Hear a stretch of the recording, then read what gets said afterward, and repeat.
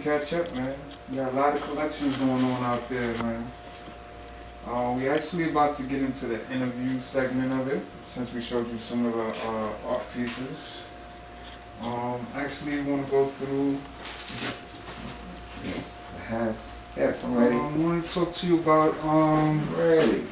the wellness day marathon. I thought this chair was soft. I was like, wait, that's not a chair. I want to sit on. Not for this whole thing. Oh, great. I'm ready.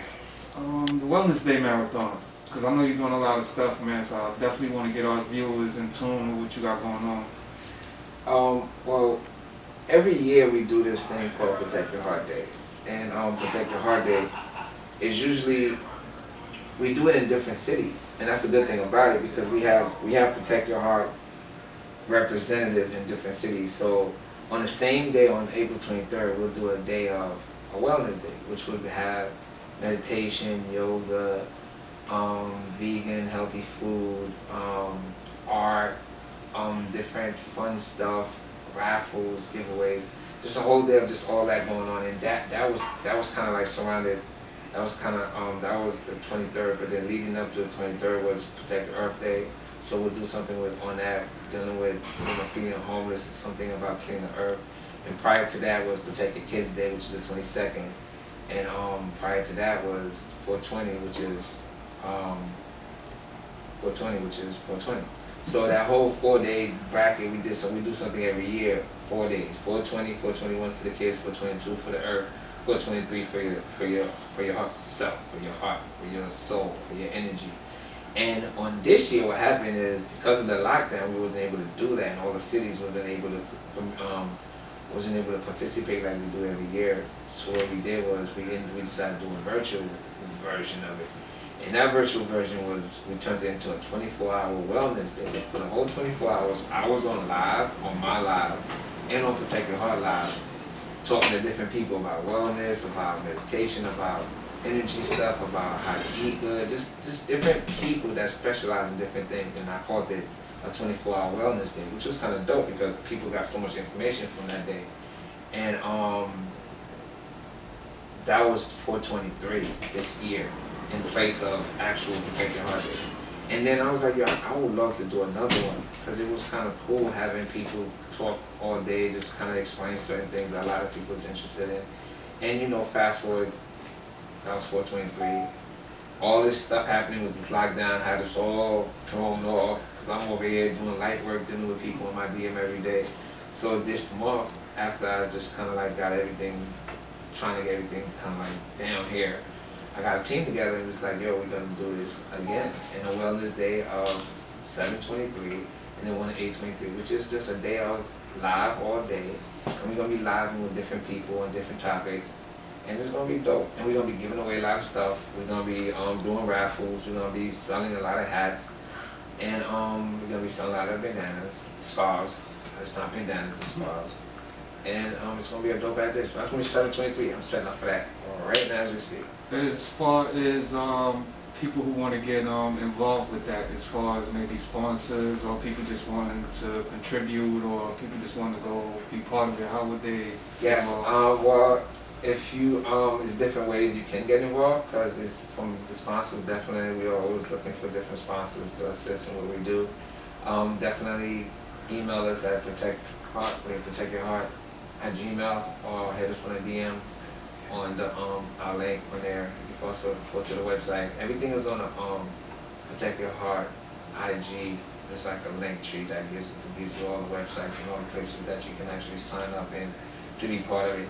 And what we're actually doing is the same ambassador program that we had where we had different people in different cities doing different events on that day. We definitely working out a program where we having people represent Protect Your Heart in different cities to do different events based on energy, based on light working and just helping people get to that space.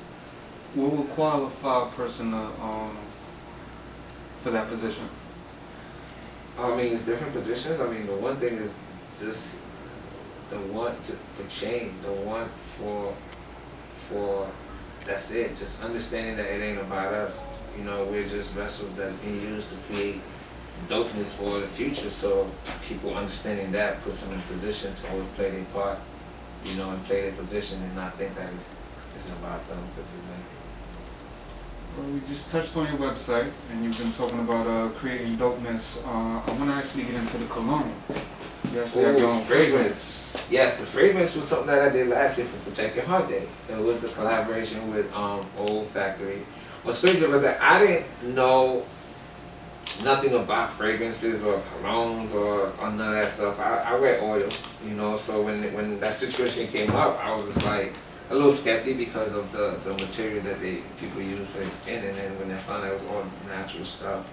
And they had a lab where it was mad different fragrance, and I was able to go in there and mix mad shit like a scientist. It was just weird, and it was weird and dope because although I didn't know what I was doing, I knew what smelled good. I knew what made my soul feel good. So every time it made me feel awkward, I'm like, nah, not this one, or add a little bit soft on that one. So we just kept playing with it until I found this medium where it was just like soothingly dope. And I just ran with it, and I'm thinking, yeah, it's some regular fragrance.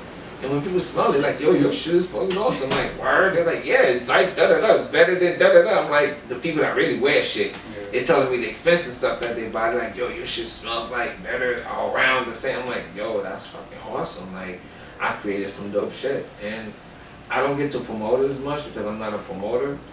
But when people ask about it, they get a sample and they buy it. You know, it just always happened that way, so that's working out. Congratulations on that, man. But, Yeah. well, that being last year, let's get into some of the present day stuff. You're actually doing the masks now. What do you call them? You don't call them scarves. Well, yeah, scarves. I mean, funny thing about these scarves, I've been selling them for like two years now, 2.5 years now. And my thing is, I'm a scarf wearing person. Like, I've been wearing scarves like this since, for like the last 10 years. You know, like I never wore stuff to like block my breathing, but I block my identity. So my scarf will always be like this on my face. I wear it over my head or whatever. And eventually I knew that if I ever do a merch that represent me, it will be scarves, you know?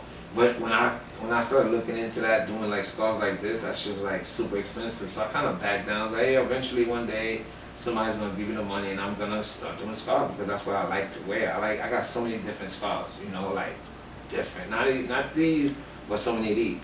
So 2 years ago, I had the idea to create these bandana scarves and put them on fabric, which is like a silk polyester, real soft, real breathable fabric. And we did a few. And the goal behind that was when we started Protect Your Heart Day, because I wear a scarf all the time, I wanted to make it where when you come to Protect Your Heart Day, everybody comes scarfed up, you know, because there's a lot of celebrities that will come there and a lot of people that think that they're special because they have their, I'm a rapper, I'm a singer, I'm a celebrity. I want everybody to be scarfed up to take away their identity from them, to where it's like, you ain't shit right now. You just as dope as everybody else. You ain't doper, you ain't this, you ain't that, you just a soul right now. So the goal was to actually take everybody's identity away, and the scarf was the entry where people was donating to come to these Protect Your Heart Day events, and I was giving them a scarf for their donation. You know what I'm saying? So the donation was like $25, $20, and they get a scarf.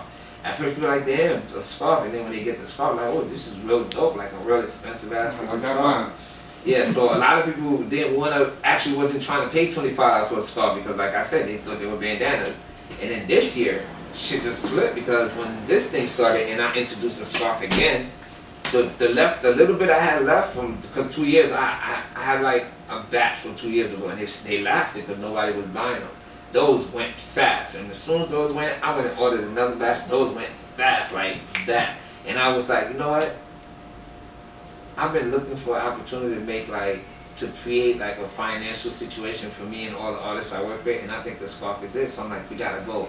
I just told myself, you know what? I'm gonna sell 1 million of these scarves.